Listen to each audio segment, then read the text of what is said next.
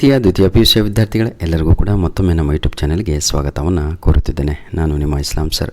ನೋಡಿ ವಿದ್ಯಾರ್ಥಿಗಳೇ, ನಾನು ಪ್ರಾಮಿಸ್ ಮಾಡಿದ ಹಾಗೆ ಇದು ನನ್ನ ಸೆಕೆಂಡ್ ವಿಡಿಯೋ ಆಗಿರುತ್ತೆ. ನಿಮ್ಮ ಒಂದು ಗ್ರಾಮರನ್ನು ಚೆನ್ನಾಗಿ ಮಾಡಬೇಕು ಅಂತ ಕನ್ನಡದ್ದು ಆಯಿತಾ. ಯಾಕಂದರೆ ಇದು ಈಸಿ ಕಾಪಿ ಮಾಡಿ ಬರೆಯೋದ್ರಿ ಅಲ್ಲೇ ಇರುತ್ತೆ. ನಿಮಗೆ ಇನ್ನೊಮ್ಮೆ ನಾನು ಹೇಳ್ಕೊಡ್ತೇನೆ ಬನ್ನಿ. ಈಗ ಏನೂ ಟೆನ್ಷನ್ ತೊಗೋಬೇಡಿ, ಭಾಳ ಈಸಿಯಾಗಿ ಇರುತ್ತೆ ಆಯಿತಾ. ಮೊದಲನೇದಾಗಿ 45ನೆಯ ಪ್ರಶ್ನೆ, ಎರಡು ಪದಗಳ ನಾನಾರ್ಥವನ್ನು ಬರೆಯಿರಿ. ನಾನಾರ್ಥ ಅಂತ ಹೇಳಿದರೆ ಸಿಮಿಲರ್ ಮೀನಿಂಗ್ ಅಂತ ಆಯಿತಾ. ಈಗ ಇಲ್ಲಿ ನರ ಅಂತ ಕೊಟ್ಟಿದ್ದಾರೆ, ಹೌದಲ್ವಾ? ನೋಡಿ, ನರ ಅಂತ ಹೇಳಿದರೆ ಏನಾಗ್ಬೋದು ಅಂತ ತಾವುಗಳು ಅಂದ್ಕೊಂಡಿದ್ದೀರಾ, ಅದು ಮುಖ್ಯ. ನೋಡಿ, ಇಲ್ಲಿ 3 ವರ್ಡ್ಸ್ ಇದೆ, ನರ, ಗುರು, ಹೊಳೆ ಅಂತ ಇದೆ. ನರ ಎಕ್ಸಾಮಲ್ಲಿ ಯಾವ ರೀತಿಯಾಗಿ ಬರಿಬೇಕು ಅದು ಮುಖ್ಯ ಆಗಿರುತ್ತೆ. ಯಾಕಂದರೆ ಪೇಪರ್ ಮ್ಯಾಟ್ರು ನಿಮ್ಮದು ಈ ರೀತಿಯಾಗಿ ಬರಿಬೇಕು, ಇಂಟು ಮಾರ್ಕ್ ಹಾಕಬಾರ್ದು.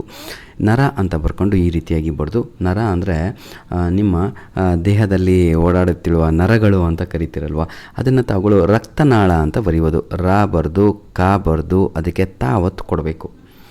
ನಾಳ ನಾ ಬರೆದು ದೊಡ್ಡ ಳ ಬರಿಬೇಕು. ಇದು ರಕ್ತನಾಳ, ಅವಾಗತ್ತೆ. ನೀವೇನು ಬರೀತೀರ ಗೊತ್ತಾ? ನೋಡ್ರಿ, ನೀವು ಎಕ್ಸಾಮಲ್ಲಿ ಬರೆಯೋದು ರ ಕ ತ, ರಕತ ನಾಳ, ನಾಳ. ಇದನ್ನು ಬರೆದು ಎಲ್ಲ ಬರೆದು ಬರ್ತೀನಿ ಅಂತೀರ. ಇಂಗ್ಲೀಷು, ಕನ್ನಡ, ಹಿಂದಿ ಇಷ್ಟು ಈಸಿ ಅಲ್ಲ ಕಣ್ರಿ.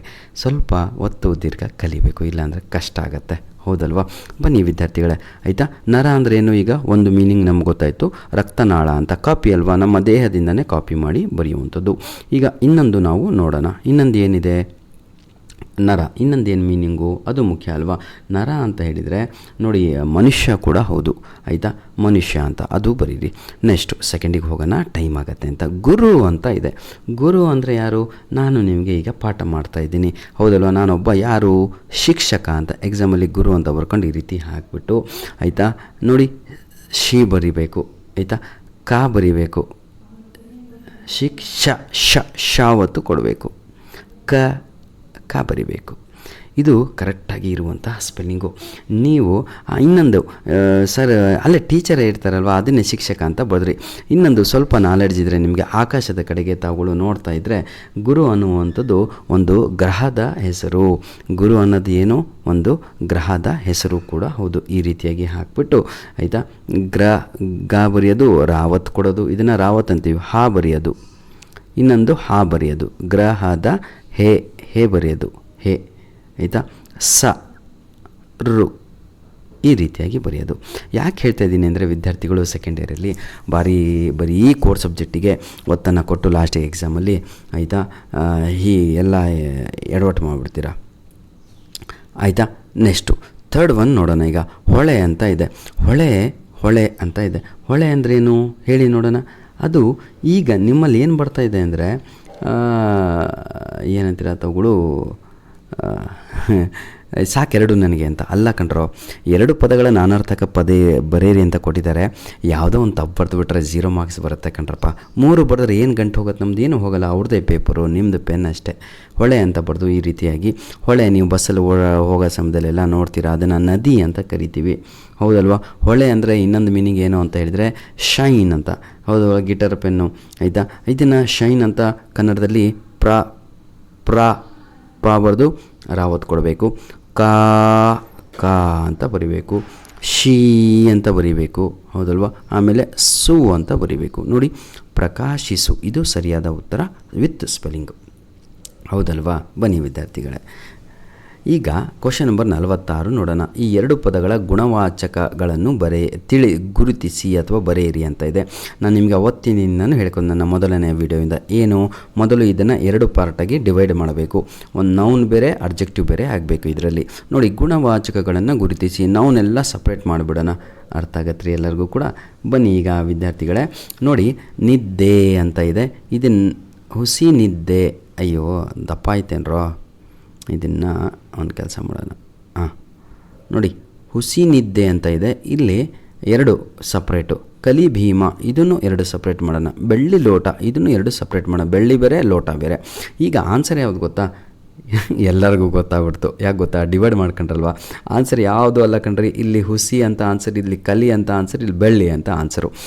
99.99% ಮೊದಲಿಗೆ ಬರುವಂಥದ್ದೇ ಅದು ಗುಣವಾಚಕ ಆಗಿರುತ್ತೆ. ಅರ್ಥ ಆಗತ್ತೆ ರೀ ಎಲ್ಲರಿಗೂ ಕೂಡ.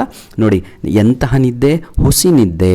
ನೀವು ಎಕ್ಸಾಮಲ್ಲಿ ಈಗ 46 ಅಂತ ಹಾಕ್ಕೊಂಡು ಭಾಳ ಈಸಿ ಕಂಡ್ರೆ ತಮ್ಮ, ಬೇಜಾರಾಗ್ಬಿಟ್ರಿ ಕೊರಿತಾನೆ ಅಂತ 46 ಅಂತ ಹಾಕ್ಕೊಂಡು ಎ ಅಂತ ಹಾಕಿ, ಬಿ ಅಂತ ಹಾಕಿ, ಸಿ ಅಂತ ಹಾಕಿಬಿಟ್ಟು ಈಗ ಏನು ಮಾಡಬೇಕು, ಮೊದಲನೇದು ಹುಸಿ ಅಂತ ಬರೀರಿ, ಎರಡನೇದು ಕಲಿ ಅಂತ ಬರೀರಿ, ಕಾಪಿ ಮಾಡಿ ಬರೆಯೋದು ಕಣ್ರಿ, ಮೂರನೇದು ಬೆಳ್ಳಿ ಅಂತ ಬರೀರಿ. ಇಷ್ಟು ಈಸಿಯಾಗಿ ಬರೆದು ತಗೊಳ್ಳೋ ಉತ್ತರಗಳನ್ನು ಎಕ್ಸಾಮಲ್ಲಿ ಪಡೆದುಕೊಳ್ಬೋದು. ಕನ್ನಡ ಅರ್ಥ ಆಯ್ತಲ್ವಾ?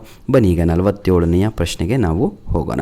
2 ಕ್ರಿಯಾಪದಗಳ ಧಾತು ಗುರುತಿಸಿ ಅಂತ ಇದೆ. ಎಷ್ಟು ಈಸಿ ಗೊತ್ತಾ? ಕ್ರಿಯಾಪದ ಅಂದರೆ ವರ್ಬ್ಸ್ ಕೊಟ್ಟಿರೋದಿಲ್ಲಿ, ಬರೆಯುವರು, ಹೌದಲ್ವಾ, ರೈಟಿಂಗ್ ಅಂತ, ಹೋಗುತ್ತಾರೆ, ಗೋಯಿಂಗ್ ಅಂತ, ಕುಣಿಯುವಳು, ಡ್ಯಾನ್ಸಿಂಗ್ ಅಂತ. ಹಾಗಿದ್ರೆ ಇವು 4 ವರ್ಬ್ಸು ಅಂದರೆ ಕ್ರಿಯಾ ಅಂತ, ಕ್ರಿಯಾಪದ ಅಂತ. ಈಗ ಇಲ್ಲೇನು ಕೇಳಿದರೆ ಅದರ ಧಾತುಗಳನ್ನು ಬರೆಯಿರಿ ಅಂತ ಇದೆ 47ನೇಯದು, ಹೌದಲ್ವಾ. ಈ ಬರೆಯುವರು ಇದಕ್ಕೆ ಬೇಸಿಕ್ ವರ್ಡು ಏನು ಅಂತ ಹೇಳಿದರೆ, ಇದನ್ನು ಡಿವೈಡ್ ಮಾಡಿ ಇಲ್ಲೇ ತೋರಿಸ್ತೀನಿ. ಬರೆ ಅನ್ನುವಂಥದ್ದೇ ಆನ್ಸರ್ ಇಲ್ಲಿ. ನೋಡಿ, ಹೋಗುತ್ತಾರೆ ಅಂತ ರೆಡಿ ಆಗಬೇಕು ಅಂದರೆ ಅದಕ್ಕೆ ಬೇಸಿಕ್ ವರ್ಡು ಧಾತು ಯಾವುದು ಅಂದರೆ ಇದು ಹೋಗು ಅನ್ನುವಂಥದ್ದೇ ಸರಿ. ಕುಣಿಯುವಳು ಅಂತ ಇದೆ, ಇದಕ್ಕೆ ಸರಿಯಾದ ಉತ್ತರ ಕುಣಿ ಅಂತ. ಈಗ ನೀವು ಎಕ್ಸಾಮಲ್ಲಿ ಏನು ಇಲ್ಲ ಕಂಡ್ರಲ್ಲೇ ತಮ್ಮ, 47 ಅಂತ ಹಾಕಿಬಿಟ್ಟು ಎ ಬಿ ಸಿ ಹಿಂಗೆ ಹಾಕ್ಕೊಂಡು ಆಯಿತಾ, ಇಲ್ಲಿ ಬರೆ ಅಂತ ಬರೀರಿ, ಇಲ್ಲಿ ಹೋಗು ಅಂತ ಬರೀರಿ, ಭಾಳ ಈಸಿ ರೀ, ಏನಿಲ್ಲ ಕಾಪಿ ಮಾಡಿ ಬರೆಯೋದು. ಇಲ್ಲಿ ಕುಣಿ ಅಂತ ಬರೀರಿ. ನನ್ನ ಹ್ಯಾಂಡ್ ರೈಟಿಂಗ್ ಚೆನ್ನಾಗಿಲ್ಲರಪ್ಪ, ನಿಮ್ಮ ಚೆನ್ನಾಗಿದೆ ಬರೀತೀರ. ನನ್ನ ಪೆನ್ನು ಸ್ವಲ್ಪ ದಪ್ಪ ಆಗಿಬಿಟ್ಟಿದೆ, ಸ್ಟೈಲಿಶ್ ಪೆನ್ ಅಂತ ಕರಿತೀವಿ ಇದನ್ನು, ಆರ್ಡಿನರಿ ಪೆನ್ನಲ್ಲ ಇದು, ಬರಿತಾ ಇರುವಂಥದ್ದು ಆಯಿತಾ. ಈಗ ಎಲ್ಲರಿಗೂ ಅರ್ಥ ಆಯಿತು ಅನಿಸುತ್ತೆ. ಎಕ್ಸಾಂಪಲ್ ನಿಮಗೆ ಬೇಕಾ ನಾನೀಗ ಕೊಡ್ತೀನಿ ನೋಡಿ. ಈಗ ಯಾವುದು ಗೊತ್ತಾ, ಇಂಗ್ಲೀಷಲ್ಲಿ ಕೊಟ್ಬಿಟ್ರೆ ನಿಮ್ಮ ಪಕ್ಕ ಗೊತ್ತಾಗುತ್ತೆ ನೋಡ್ರೋ. ಈಗ ಕ್ರಿಯಾಪದಗಳ ಧಾತು ಅಂದರೆ ಏನು ಗೊತ್ತಾ, ಇದನ್ನು ನಾವು ಏನಂತೀರ, ನಿಮಗೆ ಹೇಗೆ ಹೇಳೋಣ ನಾನು ಅಂತ ಆಯಿತಾ. ಇಂಗ್ಲೀಷಲ್ಲಿ ಬೇಸ್ ಅಂತ ಕರಿತೀವಿ, ಬೇಸ್ ನೋಡಿ, ಬೇಸ್ ಅಂತ. ಈಗ ನಾನು ಈಟ್ ಅಂತ ಬರಿತಾ ಇರ್ತೀನಿ ಅಂದ್ಕೊಳ್ಳಿ, ಈಟಿಂಗ್ ಅಂತ ಇದೆ.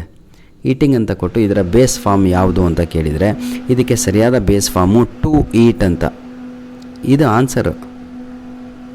ಏಟ್ ಅಂತ ಕೊಟ್ಟರು ಕೂಡ ಇದಕ್ಕೂ ಕೂಡ ಟು ಈಟ್ ಅನ್ನುವಂಥದ್ದೇ ಆನ್ಸರು ಆಯಿತಾ. ಬರೀ ಈಟ್ ಅಂತ ಕೊಟ್ಟರು ಇದಕ್ಕೂ ಕೂಡ ಟು ಈಟ್ ಅಂತ ಆನ್ಸರು, ಹಾಗದು ಆಯಿತಾ. ಬನ್ನಿ ವಿದ್ಯಾರ್ಥಿಗಳೇ, ಈಗ 48ನೆಯ ಪ್ರಶ್ನೆ ನೋಡೋಣ ಆಯಿತಾ. ಇದು ಎಷ್ಟು ಈಸಿ ಇದೆ ನೋಡ್ರಿ. ಟೆನ್ಸಸ್ಗಳ ಬಗ್ಗೆ ಕೇಳಿದ್ದಾರೆ, ಅರ್ಥ ಆಗತ್ತೇನೋ, ಬೇಜಾರಾಗ್ಬಿಡಿ ಕೊರಿತಾನೆ ಅಂತ ಆಯಿತಾ. ಕ್ರಿಯಾಪದಗಳ ಕಾಲವನ್ನು ಗುರುತಿಸಿ, ಹೌದು, ಮತ್ತು ನೌನ್ ಕೊಟ್ಟು ನಾಮಪದಗಳ ಕಾಲ ಗುರುತಿಸಿ. ಈಗ ಇಸ್ಲಾಮು ಯಾವ ಕಾಲ ಹೇಳ್ರಿ ನೋಡೋಣ, ಹೇಳಕ್ಕೆ ಬರುತ್ತಾ? ಹೇಳಕ್ಕೆ ಬರಲ್ಲ ಆಯಿತಾ. ಗಣೇಶ್ ಅಂತ ಹೇಳಿದ್ದಾರೆ, ಗಣೇಶನ ಕಾಲ ಹೇಳ್ರಿ ಅಂದರೆ ಅಯ್ಯೋ ಮೂರ್ಖರ, ಕಾಲ ಹೇಳುವಂಥದ್ದು ಅದು ಯಾವುದು ವರ್ಬಿನ ಕಾಲ ಹೇಳ್ಬೋದು ಹೊರತು ಲೋಟದ ಕಾಲ ಹೇಳು ಅಂದರೆ ಮೆಂಟ್ಲು ಅವ್ನು ಕೇಳಿದವನು ಪ್ರಶ್ನೆ. ಹಾಗಾಗಿ ಇಲ್ಲಿ ಕ್ರಿಯಾಪದ ಅಂತ ಹೇಳಿದರೆ ವರ್ಬ್ಸ್ ಅಂತ ಮಕ್ಕಳ ಆಯಿತಾ. ವರ್ಬಿನ ಕಾಲವನ್ನು ಹೇಳ್ಬೋದು. ಫಾರ್ ಎಕ್ಸಾಂಪಲ್ ಈಟಿಂಗ್ ಅಂದರೆ ಕಂಟಿನ್ಯೂಯಸ್ ಟೆನ್ಸು, ಹೀಗೆ ಆಯಿತಾ. ಗೋಸ್ ಅಂತ ಹೇಳಿದರೆ ಸಿಂಪಲ್ ಪ್ರೆಸೆಂಟ್ ಟೆನ್ಸು, ಈ ರೀತಿಯಾಗಿ ಆಯಿತಾ. ಗೋಡ್ ಅಂತ ಇಂಗ್ಲೀಷಲ್ಲಿಲ್ಲ, ವೆಂಟ್ ಅಂದರೆ ಪಾಸ್ಟ್ ಟೆನ್ಸು, ಈ ರೀತಿಯಾಗಿ ಕೊಟ್ಟಿದ್ದಾರೆ. ಬನ್ನಿ ಈಗ ತಿಂದನು, ಕರೆಯುತ್ತಾರೆ, ಹಾಡುವರು, ಎಲ್ಲದೂ ಸಪ್ರೇಟಾಗಿ ಇದೆ ನೋಡಿ. ಈಗ ಇಲ್ಲಿ ಕೊಟ್ಟಿರುವಂಥದ್ದು ತಿಂದನು ಆಯಿತಾ. ತಿಂದು ಕೆಲಸ ಕಂಪ್ಲೀಟ್ ಆಗಿಬಿಟ್ಟಿದೆ ರೀ. ಕಂಪ್ಲೀಟ್ ಆಗಿರೋ ಕೆಲಸವನ್ನು ನಾವು ಪಾಸ್ಟ್ ಟೆನ್ಸ್ ಅಂತ ಕರಿತೀವಿ. ಕನ್ನಡದಲ್ಲಿ ಇದನ್ನು ಭೂತ ಅಂತ ಬರೀಬೇಕು ನೋಡಿ, ಎಷ್ಟು ಚೆನ್ನಾಗಿದೆ. ಕಾಲ ಅಂತ ಬರೀಬೇಕು. ನೀವೇನು ಮಾಡ್ತೀರ ಗೊತ್ತಾ, ಗಾಲ ಅಂತ ಬರೀತೀರಿ ತಮ್ಮ. ಇದು ತಪ್ಪಲೇ, ಇದು ಕಾಲ ಇದು ಎಲ್ಲಿದೆ ಅಂತ ನಾನು ಕಾಪಿ ಮಾಡಿ ಬರೀರಲೇ ತಮ್ಮ, ಇಲ್ಲೇ ಇದೆ ನೋಡ್ರೋ. ಅಯ್ಯೋ ಎಡವಟ್ಟು ಹೊಡಿತು. ನೋಡಿ ಇಲ್ಲೇ ಇದೆ, ಕಾಲ ಅಂತ ಕಾಣ್ತಾ ಇದ್ದೀರನ್ರ ಆಯಿತಾ. ಈ ರೀತಿಯಾಗಿ ತಾವುಗಳು ಮಾಡ್ಬೋದು. ನೆಕ್ಸ್ಟು ತಿಂದನು ಎಲ್ಲಿದೆ, ಕಾಪಿ ಅಂತ ತಗೊಂಬಿಡೋಣ, ಇಲ್ಲ ಅಂದರೆ ಇದು ಬಿಡಲ್ಲ ಅನ್ಸುತ್ತೆ. ಹೈಲೈಟ್, ಹಾಂ ನೋಡಿ, ಕಾಲ ಅಂತ ಸಿಕ್ಬಿಡ್ತಲ್ವ. ಈ ಕಾಲ ಅನ್ನುವಂಥದ್ದೇ ಅದು ನೀವು ಬರೀಬೇಕಾಗಿರೋದು ನೋಡ್ರಿ. ಇನ್ನೊಂದೊಮ್ಮೆ ತೋರಿಸ್ತೀನಿ, ಸೆಕೆಂಡ್ ಒನ್ ಎಕ್ಸಾಂಪಲ್. ಕರೆಯುತ್ತಾರೆ ಅಂತ ಇದೆ, ಬೇಜಾರಾಗ್ಬಿಟ್ರಪ್ಪ. ಕರೆಯುತ್ತಾರೆ ಇದು ಇನ್ನೂ ಪಾಸ್ಟ್ ಟೆನ್ಸ್ ಅಲ್ಲ ಕಣ್ರಿ, ಇದನ್ನು ನಾವು ಪ್ರೆಸೆಂಟ್ ಟೆನ್ಸ್ ಅಂತ ಕರಿತೀವಿ. ಪ್ರೆಸೆಂಟ್ ಟೆನ್ಸನ್ನು ಕನ್ನಡದಲ್ಲಿ ನೋಡಿ ನೋಡಿ ನೆನ್ಪಿಟ್ಕೊಳ್ಳಿ, ನಾನು ಯಾಕೆ ರಾವತ್ ಇಲ್ಲಿ ಬರಿತೀನಿ ಗೊತ್ತಾ? ನಾನು ಇಂಗ್ಲೀಷ್ ಮೀಡಿಯಮ್ ಹುಡುಗ ಅಲ್ವಾ. ಹೇಗೆ ಕಲಿತೆ ಅಂದರೆ, ಯಾವಾಗ ವರ್ರ್ ಅಂತ ಹೇಳ್ತಿರೋ ಅರ್ಧ ಒತ್ತು ಬರ್ತಾ ಇರುತ್ತೋ ಒಂದು ಲೆಟ್ರ್ ಬಿಟ್ಟು ಹಾಕಬೇಕು. ನೋಡಿ ವರ್ರ್ ಅಂತ ಇದ್ದೀನಿ, ತಾ ಅಂದಿಲ್ಲ ಇನ್ನೂ ನಾನು ಬಾಯಲ್ಲಿ, ಹೌದಲ್ವಾ?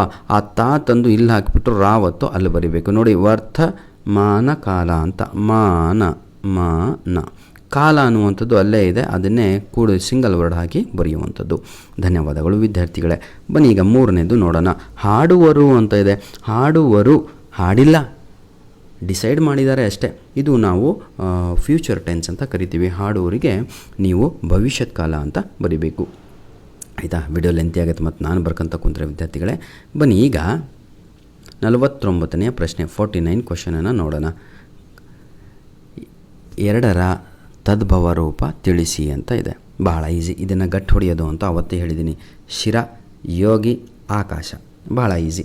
ಈಗ ಶಾರ್ಟ್ಕಟ್ಟಲ್ಲಿ ನಿಮಗೆ ನಾನು ಹೇಳ್ಕೊಡ್ತೀನಿ, ಆದರೆ ಕನ್ನಡದಲ್ಲಿ ಹಿಂಗಿಲ್ಲ, ಆಯಿತಾ? ಆಮೇಲೆ ನನಗೆ ಓದಿಸಿರ ನೀವು ಕನ್ನಡ ಟೀಚರ್ ಅಂತ. ಶಿರ ಅಂತ ಇದೆ. ಯಾವತ್ತೂ ದೊಡ್ಡದು ಬರುತ್ತಲ್ವ, ಅದರದ್ದು ಚಿಕ್ಕದು ಬರೀಬೇಕು. ಇದು ಶಿಗೆ ಚಿಕ್ಕದು ಯಾವುದು ಅಂದರೆ ಸಿ ಅಂತ ನೆನ್ಪಿಟ್ಕೊಳ್ರಲ್ಲ ತಮ್ಮ. ಇದಕ್ಕೆ ಕಾಮನ್ನು ಫಸ್ಟ್ ಲೆಟರ್ ಚೇಂಜ್ ಮಾಡಿದರೆ ಮುಗೀತು, ಶಿರ ಅಂತ ಮುಗೀತು, ಆಯಿತಾ? ಯೋಗಿ ಅಂತ ಇದೆ, ಇದಕ್ಕೆ ಜೋಗಿ ಅಂತ ಬರೀಬೇಕು, ಜೋಗಿ ಅಂತ. ಇಷ್ಟೇ ಸರ್. ಆಕಾಶ ಅಂತ ಇದೆ, ನಾನು ಹೇಳಿದ್ನಲ್ವ, ಆ ಗಸ ಆ ದೊಡ್ಡನೇ, ಮತ್ತು ತಾವುಗಳು ಚೇಂಜ್ ಮಾಡಬಾರ್ದು. ಸಣ್ಣ ಬರೆದ್ರೆ ತಮ್ಮ 0 ಮಾರ್ಕ್ಸೇ. ಸಣ್ಣ ಅಲ್ಲೇ ಅಲ್ಲ, ಅದಕ್ಕೆ ಆ ಅಂತಲೇ ಬರೀಬೇಕು. ಆ ಗ ಸ, ನಾನು ಹೇಳಿದ್ನಲ್ವ, ಈ ಶಾ ಬಂದಾಗೆಲ್ಲ ಎಲ್ಲೋ ದೇವ ನೋಡ್ರಲ್ಲಿ, ಈ ಶಾ ಬಂದಾಗೆಲ್ಲ ಇಲ್ಲಿ ಬಂತು ಶೀ ಶಾ, ಆವಾಗ ಸಾನೇ ಬಳಸಬೇಕು. ಆಯಿತಾ? ಇಲ್ಲಿ ಸ, ಅಲ್ಲಿ ಶೀತು, ಇಲ್ಲಿ ಸಿ ಬಳಸಿದ್ವಿ ಅಷ್ಟೇ ಕಣ್ರಪ್ಪ, ಭಾಳ ಈಸಿ. 2 ನುಡಿಗಟ್ಟುಗಳನ್ನು ಸ್ವಂತ ವಾಕ್ಯದಲ್ಲಿ ಬಳಸಿ ಬರೆಯಿರಿ. ದಾರಿದೀಪ, ಆಹಾಹಾಹಾ, ತಲೆಬಾಗು. ನೋಡಿ, ನಮ್ಮ ಹಿರಿಯರು ನಮ್ಮ ಜೀವನದಲ್ಲಿ ದಾರಿದೀಪವಾಗುತ್ತಾರೆ. ತಲೆಬಾಗು, ನಾವು ಹಿರಿಯರಿಗೆ ತಲೆಯನ್ನು ಬಾಗಬೇಕು. ತಮ್ಮ ನಿಮ್ಗೆ ಅವೆಲ್ಲ ಬರೋಕ್ಕೆ ಬರೋಲ್ಲ ಅಂದರೆ ಕ್ವಶನ್ ಪೇಪರ್ ಮೇಲೆ ಇರುತ್ತೆ, ಎಲ್ಲಾದರೂ ಅದನ್ನು ಕಾಪಿ ಮಾಡಿ ಬರೀರಿ. ನೀವು ಶಿಕ್ಷಕರು ಬರೆಯೋದು ಹೆಂಗೆ ಗೊತ್ತಾ? ಸಿಕ್ಕವರಿಗೆ ತಲೆ ಬಾಗಿಸಬೇಕು. ಅದು ಕೂಡ ಕರೆಕ್ಟ್, ಏನು ತಪ್ಪಲ್ಲ, ಆದರೆ ಸೆಂಟೆನ್ಸ್ ಕರೆಕ್ಟ್ ಇರಬೇಕು. ಆಯಿತಾ? ಮೊರೆ ಹೋಗು, ನಾವು ಕಷ್ಟಗಳಲ್ಲಿ ದೇವರ ಹತ್ರ ಮೊರೆ ಹೋಗುತ್ತೇವೆ ಅಂತ ಬರೀರಿ. ಭಾಳ ಈಸಿ ಕಂಡ್ರು. ಬನ್ನಿ, ಒಂದು ಪ್ರಬಂಧ ಅಂತ ಇದೆ, ಇದರ ಬಗ್ಗೆ ಸಪ್ರೇಟಾಗಿ ಒಂದು ವಿಡಿಯೋ ಮಾಡಿ ನಿಮಗೆ ಕೆಲವೊಂದು ಆಯಿತಾ ಹೇಗೆ ಬರೀಬೇಕು ಅಂತ ತಿಳಿಸ್ಕೊಡ್ತೀನಿ. ಬೇಜಾರಾಗಬೇಡಿ, ವಿಡಿಯೋ ಲೆಂತಿ ಆಗುತ್ತೆ ಮಕ್ಕಳ. ಒಂದು ಫಾರ್ಮಲ್ ಲೆಟರ್ ಇದೆ, ಇನ್ನೊಂದು ಇನ್ಫಾರ್ಮಲ್ ಲೆಟರ್ ಇದೆ. ಅಂದರೆ ಮೊದಲನೆಯದು ಇದು ಇನ್ಫಾರ್ಮಲು, ಇದು ಫಾರ್ಮಲ್ ಲೆಟರ್ ಆಗಿರುತ್ತೆ. ಇದರ ಬಗ್ಗೆ ಸಂಪೂರ್ಣವಾಗಿ ಇನ್ನೊಂದು ವಿಡಿಯೋ ಮಾಡಿ ನಾನು ನಿಮಗೆ ಸಪ್ರೇಟಾಗಿ ಲೆಟರ್ ರೈಟಿಂಗ್ ಬಗ್ಗೆ ತಿಳಿಸ್ಕೊಡ್ತೇನೆ. ಧನ್ಯವಾದಗಳು. ವಿಡಿಯೋ ಹೇಗೆ ಅನ್ನಿಸ್ತು ಅಂತ ದಯವಿಟ್ಟು ನನ್ನಲ್ಲಿ ಆದಷ್ಟು ನಾನು ಪ್ರಯತ್ನವನ್ನು ಪಡ್ತಾ ಇದ್ದೇನೆ ವಿದ್ಯಾರ್ಥಿಗಳೇ. ಆಯಿತಾ? ಪ್ರಬಂಧ ಸ್ವಲ್ಪ ನಿಮಗೆ ಇನ್ನೊಂದು ವಿಡಿಯೋ ಮಾಡಿ ಹೇಳ್ಬಿಡ್ತೀನಿ. ಆಯಿತಾ? ಧನ್ಯವಾದಗಳು. All the best my dear children. God bless you all.